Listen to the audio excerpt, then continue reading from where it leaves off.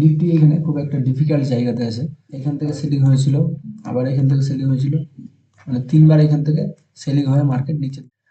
তো সেলিং হয়ে নিচে আসার পর এইখানে এসে নিয়ে কি করছে, মার্কেট থেমে আছে।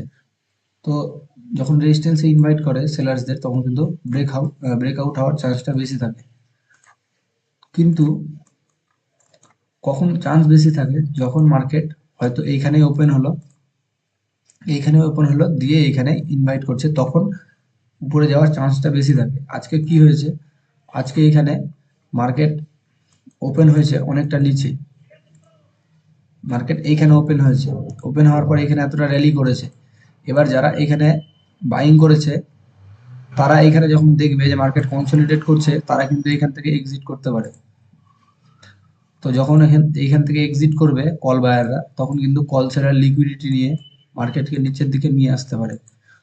তো তার জন্য এইখানে এখন বাইং করাটা ঠিক হবে না আপসাইডের জন্য। যদি সেলিং করতে হয়, তাহলে যখন 50% এখানে অ্যাবজর্ব হবে থেকে, তারপর যদি এখানে কনসলিডেট করে, তারপর নিচের দিকে সেলিং করা যেতে পারে। তো এইখানে এখন বাইং বা সেলিং কোনোটা করাই ঠিক হবে না। এখানে মার্কেটকে শুধু দেখে যেতে হবে যে মার্কেট কি বিহেভ করছে এইখানে।